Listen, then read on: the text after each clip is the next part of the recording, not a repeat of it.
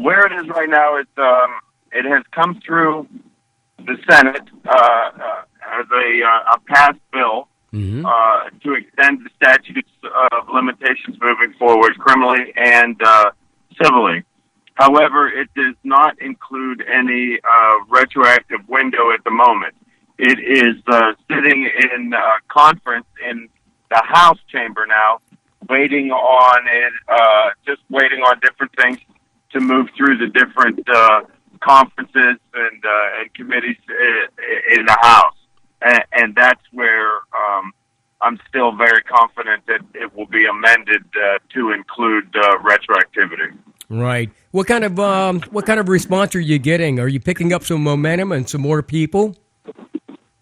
Well, yeah, we are absolutely picking up a ton of people. This is this has just really taken off. You know, the inaction by the Senate last year really did not go over well. Right. For these, I'm driving. I'm on the turnpike, so sorry. I just had to get a ticket. But oh no, the Senate, you know, their lack of their inaction last year has really paid a toll on them. You know, the momentum has built, and now, as you mentioned earlier, with Corey's death, you know, that's a tragic event. Right. Tragic. Yeah, we'll talk about.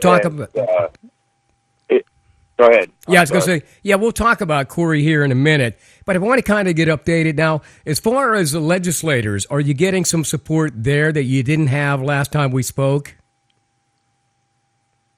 It really, since the last time we spoke as far as the legislation, we're really stalled, and quite honestly, I'm not in that grand deal of a hurry at this point. Right. I know that sounds surprising, and I don't want to sound like I'm crazy or anything, but you know, the legislative session in Pennsylvania is longer than it is in New York. Like, there's only 6 more weeks in the legislative body in New York, so there's really a full court press to get that done. But Pennsylvania has a longer body, and as we know, there are multiple more attorney general reports coming in Pennsylvania. So, you know, any day, week, or month, an attorney general's report can drop out of the blue. And of course, with any general report comes shock, comes, you know, huge press, huge turnout, and usually gets results. So, you know, I'm perfectly content where we are at this point. Well, that's good. You're being patient then. Hey, in light of a situation that occurred locally, we just saw a recent obituary for a young man, Corey Leech. I think it leads back to Bro Baker, Steve Baker, who was in the Johnstown region. Give me your thoughts on that. That was a tragic situation, but unfortunately, it's not the first situation that's occurred like that where a young man has gotten into drugs and alcohol. And there may be some similarities, or these young people may have committed suicide. It's just a tragic situation. What do you think? Yeah, you know, I've heard Corey's story many, many, many times in the last, within the last year since I've become public. You know, I'm part of a pretty big network now, and Corey is certainly not the first overdose death of our fraternity, for lack of a better term, or fraternity of brothers that lost their tragic battle this year. However, you know, Corey's a special person. You know, Corey battled through tragedy. I don't know how Corey graduated college, let alone graduated magna cum laude. Yeah. I really don't. My education for me, classroom was finished in 5th grade. I just can't learn in that environment. Yeah. However, Corey made it through, and he forged a successful life for him and from what I've heard from friends and relatives that of mine and friends and relatives of his. He's one of 9 kids, or one of 10 kids. Excuse me, I'm one of 9 kids. You don't have that many siblings without having crossover. Although, I've never met Corey. I know Corey. I am Corey. But Corey's death is going to affect my hometown for quite some time to come. Right. He's a special person. He so many of us that are affected by this, that are abused, end up in some kind of service role or protection role in our lives. Many do. Some do police work, some do fire, some do attorney, some do counseling. All kinds of protective things. Right. Corey worked in prenatal care, and he helped so many families through what I can only imagine are their tragic moments of their lives. Exactly. And from what I hear, he did it very well. So he has affected and touched many, many people's lives in Johnstown, and he's going to be tragically missed. Yeah. However, what I have already found is his death is sparking quite the outpour of social media reach out to me. That people are, that was almost the last straw. Like, I can't, this can't happen again. Not from this family, not this guy, not this family. Right. Well, no, what is this? When I first read the obituary myself personally, before it even hit social media, I was kind of struck that his life and your life were kind of parallel, kind of in the fact that you had a large family, hopefully a lot of support. But what do you say to those people who are sort of like begrudge the family for putting that out there, as they say, making that public, calling out, and they didn't name names, but what do you think? It has really spurred a lot of conversations now.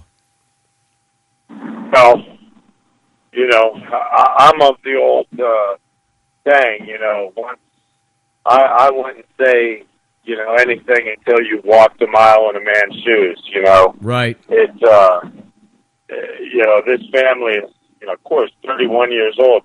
The picture that they put out, look at the picture of him in his obituary. Oh. That face is absolutely full of life. Yeah. So you know that he was well loved, and he is sorely missed. Right. And I don't begrudge any family that is feeling any sort of torment or pain what they need to do to heal. And quite frankly, I respect the hell out of him for it. Yeah, and I thank them for it, because his death will definitely not be in vain as a result of what they wrote in their obituary, because it will spark national attention. Oh, there's no doubt. And when I first read it, I thought, good for them. Good for the fact that they really wanted to address the problem, not just, I guess, for Corey's sake, but they want to let people know, listen, this could have been your child, and it just happened to be our child, and it really took a lot of strength for them to stand up and stand out. And I'm kind of thrown aback maybe by Bishop Barczyk's comments. They were just relatively short and sweet, to the point where he gave his sympathy, but that's all he gave, Shaun. Like, is there any more that we can ask the diocese to do in this case and in your case? Well, I'm requesting. I've already met with Bishop Mark Barczyk once for 2.5 hours during Easter week, right? And I'm going to. I'm requesting a second follow-up meeting with him in the process currently. As a matter of fact, going through that request process to just start really asking those questions too. Right. Because Corey's death has certainly sparked a sense of urgency in me to start pressing Bishop Barczyk to move a little quicker in his promises to the diocese. Right. And I don't want you to share what that conversation was like, but did you feel comfortable leaving that conversation after 2 hours with Bishop Barczyk, even though there's more to be? I was very comfortable in the conversation. He was welcoming, very respectful, because it's really not easy for me to sit down with clergy members. However, right. I spoke to Bishop Barczyk really as Mark Barczyk, the head of the Altoona Johnstown Diocese, and me as Shaun Dougherty, business owner / survivor. Right. So, this is, I came at the meeting from a business background, really, with the hook being that I was abused. But, right. I wanted to show him the cons, or the pros and cons of the way the Catholic Church has handled this abuse, and right. I wanted to let him be clear that I wanted to offer. I don't want this to be about church bashing. I want to help. I want to be an integral part of this.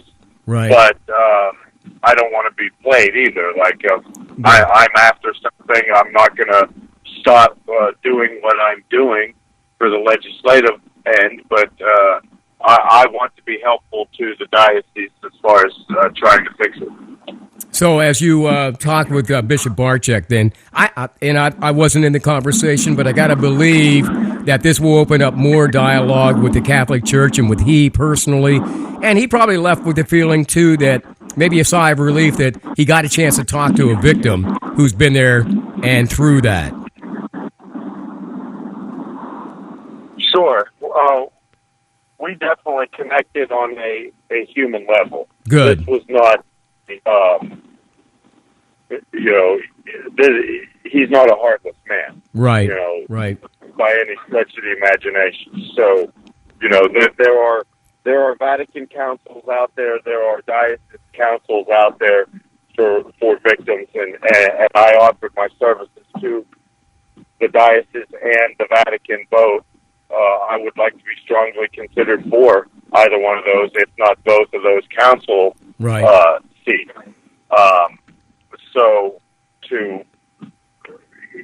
And I'm hopeful that we can continue to work together. However, that has to happen. One man in a huge organization, so exactly. We'll see. Well, I wish you the best of luck, Shaun. Hey, meanwhile, keep us updated, if you will, on what's happening. I know I see from time to time on social media where you make some statements, and you update us there, and we really appreciate that. But from time to time, I like to reach out, just see how you're doing, and you are doing a fantastic job. How's the SNAP organization growing there in Blair County? Are you helping those guys out along with the folks in Cambria County? Yeah, that group is getting stronger and stronger. The support groups are just so helpful. There's like I said earlier, we're a big fraternity, and then with every conversation and every interview like this that I do, which I'm thankful for, puts me in touch with even a bigger body of people out there that really may need some help, and those support group meetings are really, really helpful. So if anybody is listening today, if they want to reach out to Shaun Dougherty, I tell you what, you can probably reach out to him, make a request, like on Facebook. He's there. And I guess you welcome anybody that might have a message to send to you, perhaps maybe one of our youngsters who says, hey, Mr. Dougherty, this is my situation. What would you advise me? I guess you're open to that as well, right? Absolutely. I get messages all day, every day, and I appreciate every one of them. Right before you called me, I received a private message that was just really far too long for me to even read at the moment. Yeah. But I sent back a quick message back saying that I received it, and just as soon as I get the opportunity this evening to read it, I'll read it and reach back. So absolutely, everybody's free to reach out because through me, through social media, we are a large fraternity, and by reaching out through me on Facebook or on Twitter at _Shaun Dougherty, you're really joining a rather large fraternity that gives you all the kind of tools that you've been hoping for. And right now you are the face of, as we know, those victims of abuse. Unfortunately, Corey can't come back and tell us what that was like, but I'm sure you share a lot of the emotions that the family and the friends do right now, and our thoughts and prayers go out to the Leech family and all their friends. Shaun, meanwhile, we're going to keep you prayed up, man, because I know that you're out there battling every day, and we like to mention you every day as much as we can. So the best of luck to you. I hope that you and I can revisit this maybe in the next few weeks, but listen, there will be a time, hopefully we don't even have to revisit it. It'll be all said and done. And you'll, of course, get exactly the kind of justice that you deserve and the rest of the victims deserve. Well, I really appreciate it, Greg. I look forward to speaking with you again, and I really appreciate you putting these updates out there. It's so important, and it's helping so many people. I'll certainly do that. I'll also get this up on Facebook for you, so I'll send this out as soon as we get this up and get it moving. That way you can share it with your friends, okay? I appreciate it, Greg. Have a great afternoon. All right. Thank you, Shaun. Have a great day.